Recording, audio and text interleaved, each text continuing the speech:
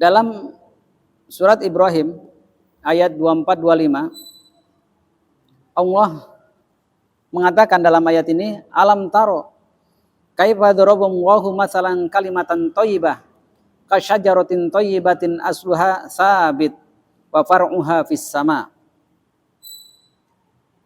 Tidakkah kamu memperhatikan bagaimana Allah telah membuat perumpamaan kalimat yang baik seperti pohon yang baik, akarnya kuat dan cabangnya menjulang ke langit. Nah ini kita lihat.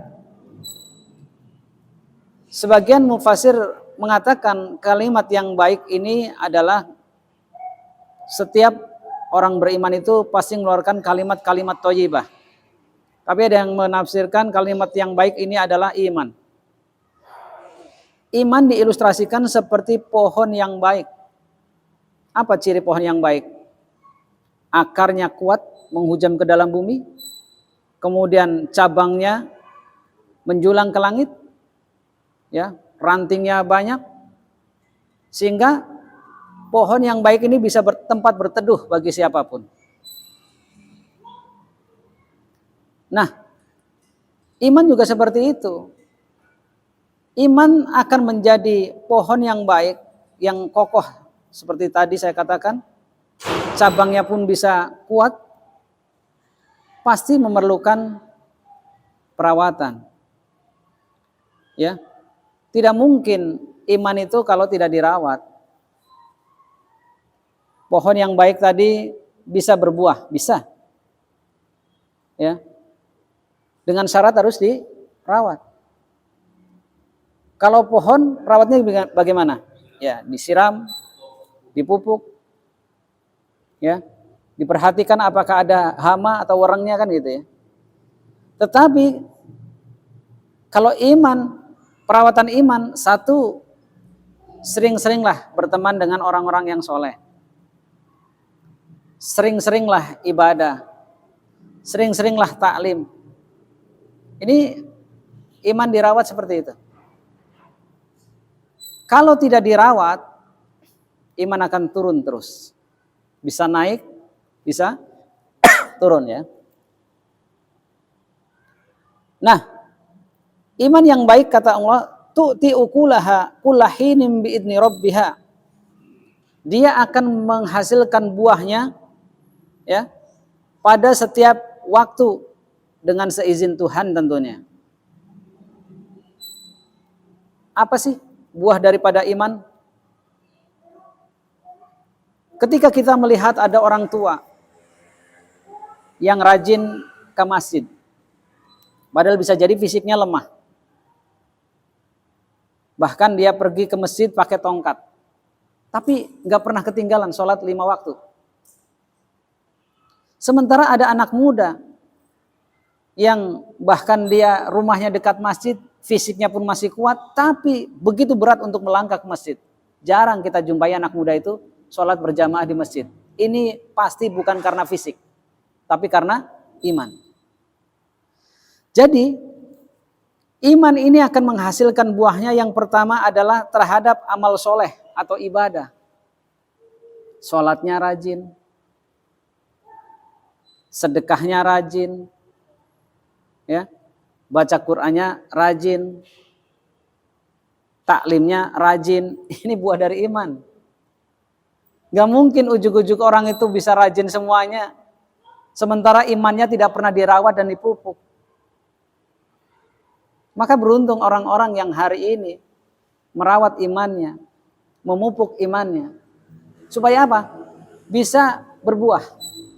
Tadi dikatakan iman yang baik akan berbuah. Berbuahnya pun kelihatan. Ya, contoh ibadah kan kelihatan. Ibadah bisa kelihatan, bisa berbuah.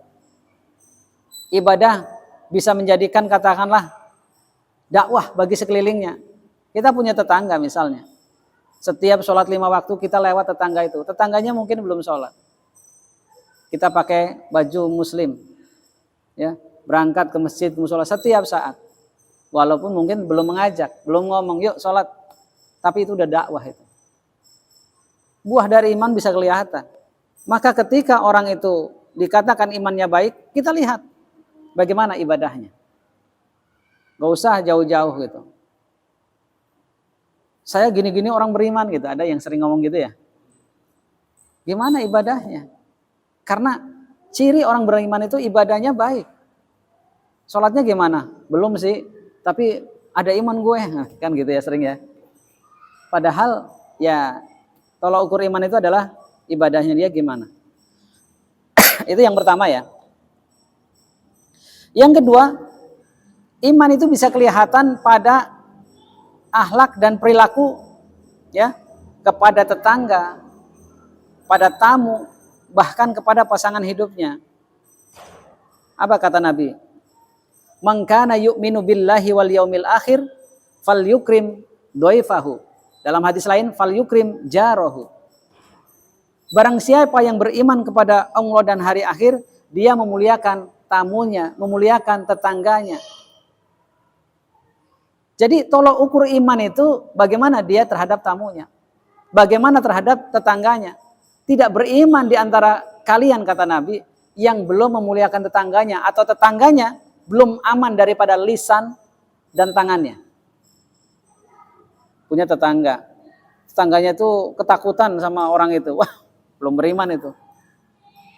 Atau dia tidak disukai tetangganya. Berarti bisa jadi tetangganya belum aman daripada lisan dan tangannya.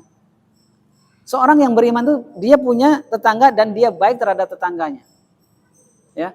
Apalagi tetangganya bukan muslim ya. Itu di situ fal yukrim jarahu tidak disebutkan apakah tetangganya muslim atau non muslim. Pokoknya dia baik terhadap tetangganya, apalagi non muslim yang bisa jadi dia itu melihat orang Islam tuh kita. Kalau kitanya baik, ya orang Islam tuh gambarannya baik gitu. Coba kalau kitanya buruk, ya orang Islam tuh gambarannya kita jadinya buruk gitu ya. Jangan sampai. Nah ini, bahkan terhadap tamunya, ini tamu penting juga nih. Saya utarakan, orang tamu itu insya Allah membawa berkah ya. Kalau misalnya ada tamu, usahakan buru-buru ditawarkan minum, ya. Bila perlu tawarkan makan, ya. Walaupun tamu kadang kalau tamu yang orang-orang dekat ya, tapi kalau orang jauh harus makan di rumah kita itu. Apalagi dia berjam-jam perjalanan hanya ke rumah kita misalnya, wah itu harus makan itu. Itu para ulama mengajarkan seperti itu. Karena memuliakan tamu itu bagian dari keimanan. Jadi ketika ya walaupun dekat atau teman kita ketika datang ya usahakan ditawarkan minuman dulu. Jangan udah ngobrol sejam, ya lupa belum kasih minum. Wah udah megang-megang leher aja padahal. Wah belum dikeluarin minumnya gitu. Yang tuan rumahnya nggak ngerti kode gitu ya. Padahal Ardi udah megangin leher gitu kan. Ini. Kemudian yang ketiga, buah dari iman itu terhadap mental dan spiritual. Ya. Mentalnya baik orang yang beriman itu. Tidak gampang putus asa. Ya. Tidak gampang. Kalau orang putus asa itu yakin bukan iman yang ngomong. Ya. Karena orang yang beriman itu apa? Tidak akan putus asa. Pasti masih ada harapan. Dia yakin terhadap Tuhannya. Ya. Makanya coba ketika kita mau putus asa, ketika menghadapi ujian, cobaan, coba ini iman bukan yang mau putus asa ini. Bukan. Ini hawa nafsu, ini keputusasaan ini dari setan. Karena kalau iman pasti ya. Nah, orang yang beriman itu enggak gampang putus asa dia. Bahkan ketika pintu-pintu di bumi tertutup, dia masih berharap ada pintu-pintu langit yang senantiasa terbuka. Pintu-pintu bumi itu maksudnya apa? Ya orang dimintain tolong nggak pada bisa semuanya. Itu justru kesempatan mengetuk pintu langit yang pasti akan terbuka. Kadang orang itu udah justru itu kesempatan dia mengetuk pintu langit, dia putus asa. Ketika dia terhadap makhluk, terhadap orang, dia udah mentok katakanlah. Jangan. Ya. Nah, kalau orang itu kemudian mentalnya bagus, spiritualnya bagus, ya, Allah nanti tergantung persangkaan orang tersebut. Ya, Allah tergantung persangkaan hambanya. Jangan sampai ketika mendapat ujian, mendapat cobaan, dia putus asa. Ingat, ketika dia putus asa, dia berpikir yang tidak-tidak terhadap Allah, berpikir yang tidak-tidak terhadap keadaan, itu nanti akan dikabulkan. Al-Isra ayat 11, wa yad'ul insanu bisyarri du'aahu bil khair wa kanal insanu ajula. Ada orang-orang yang berdoa untuk keburukan sebagaimana dia berdoa untuk kebaikan. Doa untuk keburukan maksudnya gimana? Bukankah berdoa selama ini kita baik-baik saja semuanya? Ya. Habis sholat doanya baik. Ya. Habis dzikir pasti doanya baik. Tetapi doa untuk keburukan adalah ketika dia mendapatkan ujian dan dia berprasangka yang tidak kepada Allah, itu jadi doa. Ingat, wa kanal insanu ajula, dan memang kata Allah, orang itu senantiasa tergesa-gesa, nggak sabaran, suka ngejas. Jangankan kepada orang, kepada Allah juga ngejas. Ya Allah, gini banget. Padahal bisa jadi Allah itu ngasih seseorang itu bungkusnya, yang kalau dia terima bungkusnya, isinya akan dikasih nanti. Nih, ujian kan, bungkus. Ujian tuh bungkus. Yang ketika dia terima, ikhlas ridho, ya lulus dia. Oke deh, aku kasih isinya. Gitu.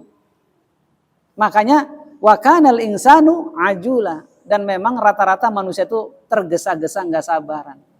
Nah, orang yang beriman, yang imannya baik, mereka tidak gampang putus asa, mental spiritualnya bagus. Ya, makanya kita ya kalau sudah ngaji seperti ini, mudah-mudahan mentalnya tambah bagus lah. Menghadapi ujian yang kecil-kecil, tenang aja. Masih ada Allah gitu kan. Tenang aja. Ya, dulu juga kita nggak punya apa-apa. Tenang aja, dulu kita sendiri. Tenang aja, kita ngapa-ngapain dulu sendiri. Kalau sekarang kok lebih mudah, ya itu karunia Allah semua. Kenapa kemudian setelah dimudahkan dan terus melalui tahapan yang susah, kemudian kita seakan-akan jadi ragu kepada Allah? Nah, ini pasti bukan iman yang ngomong. Pasti hawa nafsu atau setan yang membisik ke dalam hatinya, ya, dalam kolbunya, supaya putus asa. Ya, ini barangkali sebagai tambahan tahsin pada malam hari ini. Mudah-mudahan apa yang kita lakukan, ya, Allah ridha kepada kita semuanya dan menjadikan asbab turunnya rahmat kepada kita semua.